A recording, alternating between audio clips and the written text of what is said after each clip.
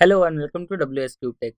मैं बीके सिंह और आज की इस मैटलैब की वीडियो में मैं आपको बताने वाला हूँ कॉनकैटिनेटिंग सेल एलिमेंट्स के बारे में।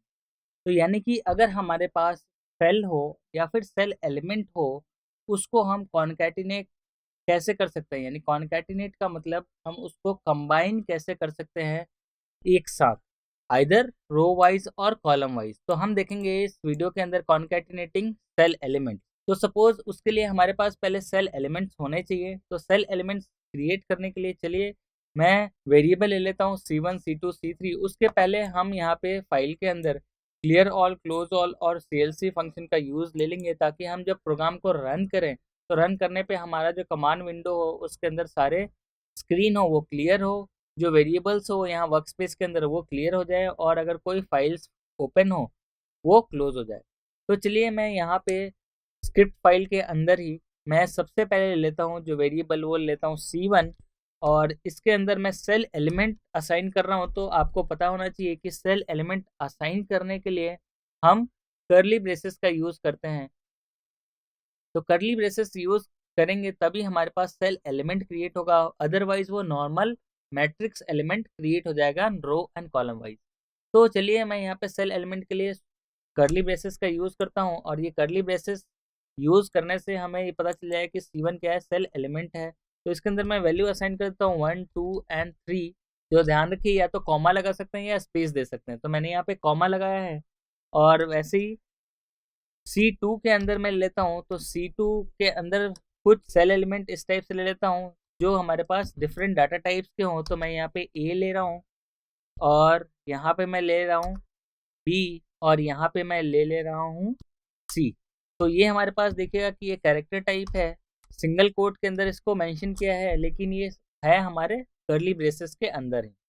और यहाँ पे मैं एलिमेंट सेम ही रखा हूँ दोनों वेरिएबल्स के अंदर। चलो तीसरा वेरिएबल ले लेते हैं। तीसरे वेरिएबल के अंदर भी हम क्या करेंगे कि सेम साइज का एलिमेंट ले लेते हैं। तो चलिए इसके अंदर मैं वैल्यूज ले लेता हूँ 5 10 एंड 15, और इसको मैं क्लोज कर देता हूँ। तो क्लोज करने के बाद हमारे पास देखिए C1 C2 C3 तीन वेरिएबल आ गए, जिसके अंदर हमने C1 के अंदर 1 2 3 वैल्यूज ली हैं, और C2 के अंदर हमने टेक्स्ट लिया हुआ है कुछ, और C3 के अंदर हमने वेरिएबल्स की वैल्यू वापस ली हुई। तो चलिए इसको एक बार सिर्फ रन करके देखते हैं। तो रन करेंगे तो हमारा प्रोग्राम अभी तक सही है, और इसके अंदर आप सेल एलिमेंट देख सकते हैं कि ये कर्ली ब्रेसेस के अंदर C1 C2 C3 यहाँ पे डिस्प्ले हो रहा है। इसका मतलब ये सेल है। आप वैल्यू भी चेक कर सकते हैं, तो वैल्यू 1 क्रॉस 3 सेल में रिप्रेजेंटेड है। तो यानी कि हमारे पास 1 रो एंड 3 कॉलम के अंदर सारी वैल्यूज रिप्रेजेंटेड है। आपको देखना है तो आप सिंपली यहाँ पे C1 एंटर कर सकते हैं कमांड विंडो के ऊपर। तो C1 के अंदर जो सेल एलिमेंट है वो आपको शो हो जाएगा। सिमिलरली C2 के अंदर सेल एलिमेंट की वैल्यूज को देखना चाहते हैं तो आप एंटर करें C2, तो आपके अंदर दिख जाएगा A B and C। Similarly C3 के अंदर भी आप चेक कर सकते हैं, दैट इज 5 10 एंड 15। अब आता है बात कि हम इसको कॉन्कैटिनेट कैसे करें। तो कॉन्कैटिनेट करने का मतलब हम इन तीनों को एक साथ कंबाइन करना चाहते हैं। तो एक साथ कंबाइन करने के लिए सपोज मैं यहाँ पे रो वाइज कंबाइन करना चाहता हूँ, तो इसके लिए मैं दूसरा वेरिएबल लेता हूँ C4, जिसके अंदर मैं C1 C2 और C3 तीनों को कंबाइन करूँगा। तो कंबाइन करने के लिए हम स्क्वायर ब्रैकेट का यूज़ करेंगे, और यहाँ पे C1 space C2 space C3 लिख देंगे। तो ये हमारे पास C4 के अंदर आएगा। ये पूरा का पूरा कॉन्केटिनेट होकर आ जाएगा C1 C2 और C3 के अंदर जो वैल्यूज हैं। तो चलिए मैं इसको रन करता हूँ। तो जैसे ही रन किया, यहाँ पे देख सकते हैं आप, जो पहला एलिमेंट है C1 दैट इज 1 2 3 यहाँ से हो गया। उसके बाद C2 के element A B C and C3 के एलिमेंट 5 10 एंड 15। तो ये सारे सेल एलिमेंट है जो आपको डिस्प्ले हो गए एक ही वेरिएबल C के अंदर। तो इसको हम बोलते हैं कॉन्केटिनेशन। अब इसके अंदर हमने कॉन्केटिनेट तो कर दिया स्क्वायर ब्रैकेट का यूज करके, तो ये हमारे पास आ गया। देखेंगे तो जो इसकी साइज है वो तीनों के साइज को ऐड करके आ गई, यानी कि जो C4 आया है उसके अंदर 1 रोज एंड 9 कॉलम्स आए हैं। तो ये 1 रोज है और ये 9 कॉलम्स के अंदर हमारे सारे वेरिएबल्स आ गए जो सेल एलिमेंट में रखे हुए हैं। तो चलिए अब मुझे यूज करना है कि एरे के अंदर आइदर हम चाहे उसको रो वाइज या कॉलम वाइज दोनों की तरह कॉन्केटिनेट कर सकते हैं। तो अगर मैं यहाँ स्क्वायर ब्रैकेट के अंदर अगर मैं कर्ली ब्रेसेस यूज करता तो क्या होता। तो curly braces itself is a cell element होता है, तो सेल के अंदर सेल क्रिएट हो जाता है।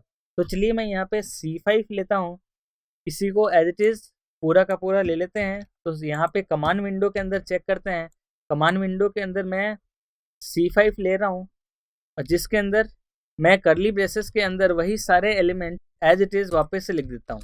तो देखिएगा डिफरेंस क्या आता है।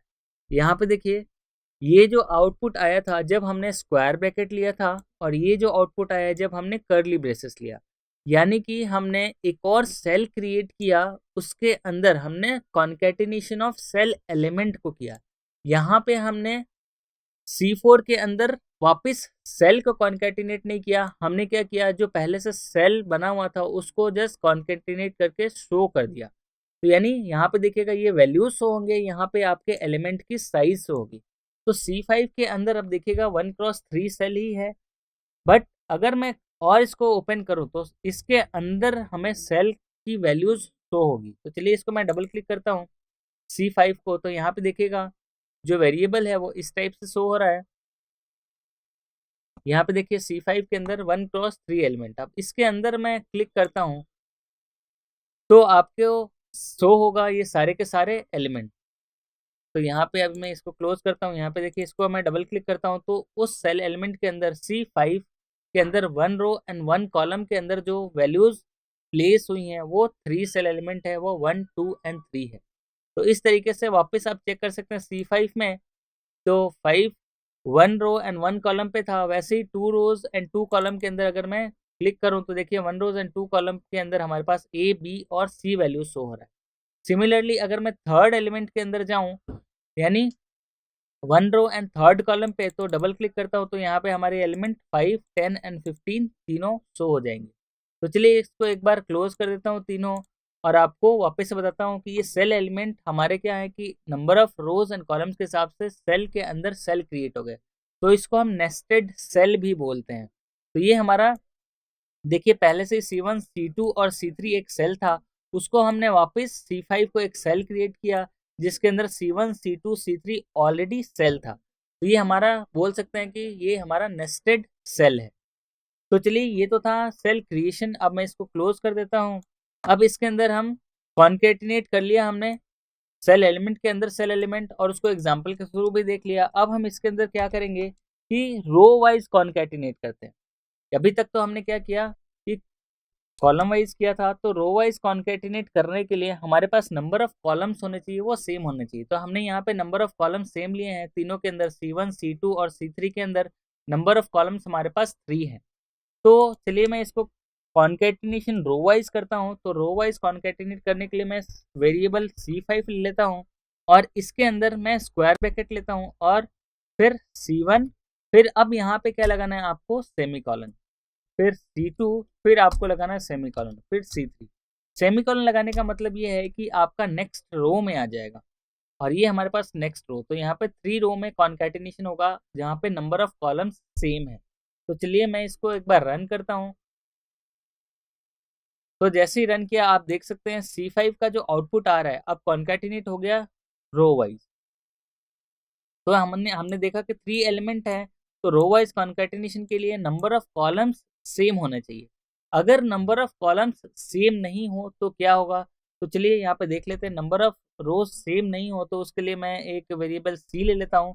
C के अंदर कुछ सेल एलिमेंट मैं एंटर करता हूँ जो जिसके अंदर नंबर ऑफ एलिमेंट्स हैं वो कम है। तो हमने C ले लिया और एंटर कर दिया, तो C एक अलग से देखिए यहाँ पे 1 रोज एंड 2 कॉलम, यानी 1 रोज एंड 2 कॉलम का एक सेल क्रिएट हो गया। अब इसको मैं चाहता हूँ कि C5 के अंदर, यहाँ पे देखिए C5 के अंदर वापस कॉन्केटिनेट करूँ, तो ये क्या एरर देगा। अब हम यहाँ पे ये समझ रहे हैं कि एरर ये क्या देने वाला है। तो चलिए एरर को समझते हैं, और C5 के अंदर मैं क्या करूँगा कि एक और एलिमेंट ऐड कर दूंगा, वो एलिमेंट ऐड करूंगा C। तो यहाँ पे बाई रूल की नंबर ऑफ कॉलम है वो सेम होने चाहिए, वो फुलफिल नहीं हो रहा है C के डालने से। तो चलिए एंटर करते हैं, फिर एरर क्या रहता है वो देख। तो यहाँ पे देखिए एरर यूजिंग वर्ड कैट। तो इसका मतलब ये है कि जो डायमेंशंस ऑफ मैट्रिक्सेस है जिसको हमने कॉन्कैटिनेट किया वो सेम नहीं है, यानी कंसिस्टेंट नहीं है। कंसिस्टेंट नहीं है इसका मतलब यही चीज़ होती है कि जब हम हॉरिजॉन्टल या रो वाइज कॉन्कैटिनेशन कर रहे हैं तो number of columns should be same. अगर नंबर ऑफ कॉलम्स सेम नहीं है तो आपको यही एरर देगा, that is matrix not been concatenated और नॉट कंसिस्टेंट। तो इसी के अंदर अगर मैं सी को अपडेट कर दूं तो यहाँ पे देखिए सी के अंदर मैं एक और वेरिएबल ले लेता हूँ, सपोज 15 या 16, और फिर एंटर करता हूँ और फिर वही कमांड, देखिए सी को मैंने अपडेट कर दिया तो यहाँ पे 1 रो एंड 3 कॉलम का सेल बन गया। अब इसके अंदर वापस सेम कमांड रन करता हूँ, तो सेम कमांड रन करने के लिए आप अप एरो का यूज़ करेंगे, तो अप एरो यूज़ करेंगे तो आपके जितने भी आपने अभी तक कमांड लिखे हैं वो सारा शो हो जाएगा। तो देखिए यहाँ पे आपको शो हो जाएगा। तो मैं अप एरो और डाउन एरो से जो प्रीवियस कमांड से उसको देख सकता हूँ और रन भी कर सकता हूँ। तो चलिए ये मैंने प्रीवियस अप बटन से मैंने यहाँ पे C5 को सेलेक्ट कर लिया है और अब मैं एंटर कर, तो अब एंटर करूँगा तो ईजिली जो रो वाइज कॉन्कैटिनेशन है वो हमारे पास आ गया, जिसके अंदर ये चारों सेल एलिमेंट है वो सारे के सारे हमारे कॉन्कैटिनेट होके आ गए। तो इस तरीके से हम रो वाइज कॉन्कैटिनेशन कर सकते हैं, और चाहे तो कॉलम वाइज कॉन्कैटिनेशन करना हो तो कॉलम वाइज कॉन्कैटिनेशन हम देख ही चुके हैं यहाँ पे। इसके अंदर कॉलम वाइज कॉन्कैटिनेशन के अंदर हम सिंपल सा जो वैल्यूज हैं उसको स्पेस देके हम असाइन कर सकते हैं, तो ये हम ऑलरेडी कर चुके हैं। यहाँ पे देखिए C1 C2 और C3 ऐड करके। आप चाहे तो और ले सकते हैं इसके अंदर, तो जस्ट अप एरो लिया और उसके अंदर C4 जो वेरिएबल है, आप C4 वेरिएबल को वापस से रन कर सकते हैं। तो C4 लिया हमने, कॉपी किया इसको, और इसको कमांड विंडो के ऊपर हम क्या कर रहे हैं कि इसको पेस्ट कर दे रहे हैं, और इसके अंदर C3 जो हमने एलिमेंट लिया है इसके साथ अगर C4 भी अगर ऐड करते हैं या C ऐड करते हैं, C4 तो हमने लिया नहीं है, सिर्फ और सिर्फ C लिया है। तो जब हम यहाँ पे क्लियर करेंगे तो ये सारी कमांड विंडो के जो वेरिएबल्स हैं वो क्लियर हो जाएंगे। तो हमें क्या करना है, C को वापस से असाइन करना पड़ेगा। तो चलिए मैं C को यहाँ पे पहले असाइन कर देता हूँ। तो C के अंदर अगर मैं सिर्फ और सिर्फ एक सेल एलिमेंट लेता हूँ, सपोज 2 या 20 ले लेते हैं, और इसको मैं एंटर करता हूं तो हमारे पास C के अंदर सिर्फ 20 एलिमेंट आए, और अब मैं C4 असाइन कर रहा हूं जिसके अंदर हमारे पास कॉन्कैटिनेशन होगा कॉलम वाइज। तो चलिए कॉन्कैटिनेशन कॉलम वाइज करने के लिए C4 इक्वल्स टू, अब हम यहाँ पे ले रहे हैं C1, यहाँ पे ध्यान दीजिए मैं यहाँ पे स्क्वायर ब्रैकेट ले रहा हूँ, फिर C2 C3 और मैं C लगा देता हूँ और फिर एंटर करता हूँ। तो यहाँ पे देखिए ये कॉलम वाइज कॉन्कैटिनेशन हो गया क्योंकि सारे कॉलम्स ऐड हो गए। तो इसके अंदर जो साइज मैटर करता है कि आप कौन सा एलिमेंट है, वो आपका नंबर ऑफ कॉलम्स जरूरी नहीं कि सेम हो, आपका नंबर ऑफ रोज सेम होना चाहिए। यानी नंबर ऑफ रोज एक है तो एक ही होना चाहिए। यहाँ नंबर ऑफ रोज 2 कर दूं तो सेम एरर देगा। तो यहाँ पे देखिए अगर मैं नंबर ऑफ रोज को 2 बढ़ा देता हूँ, यहाँ पे देखिए 20 और मैं 30 कर देता हूँ, एंटर किया और वापस अप एरो से सेम कमांड को रन कर रहा हूँ C4 वाली, तो यहाँ पे देखिए सेम एरर दे रहा है, dimensions of matrices being concatenated are not consistent. तो यहाँ पे देखिए अब ये हॉरिजॉन्टल कॉन्कैटिनेशन में गड़बड़ है, यानी कि number of rose and number of columns है वो सेम नहीं है। तो नंबर ऑफ रोज इसके अंदर क्या है, C के अंदर ज़्यादा है तो ये एरर दे रहा है। तो आपको आइडेंटिफाई कर लेना चाहिए कि हॉर्ज कैट का मतलब होता है कि आपके नंबर ऑफ रोज हैं वो मिसमैच हो रहे हैं। और वर्ड कैट के अंदर यहाँ पे हमने रन किया था, तो वर्ड कैट के अंदर हमें ये आइडेंटिफाई कर लेना है कि नंबर ऑफ कॉलम्स सेम नहीं है। तो ये डिफरेंस होता है हॉरिजॉन्टल कॉन्कैटिनेशन और वर्टिकल कॉन्कैटिनेशन। तो हॉर्ज कैट का मतलब ये हुआ कि हमारा नंबर ऑफ रोज सेम नहीं है, और वर्ड कैट का मतलब होता है नंबर ऑफ कॉलम्स सेम नहीं। तो होपफुली आप लोग को ये वीडियो समझ में आया होगा। तो चलिए इस वीडियो में इतना ही रखते हैं आज। नेक्स्ट वीडियो में कुछ और टॉपिक्स देखेंगे, तो मिलते हैं अगले वीडियो में कुछ और टॉपिक्स के साथ। तब तक के लिए थैंक यू।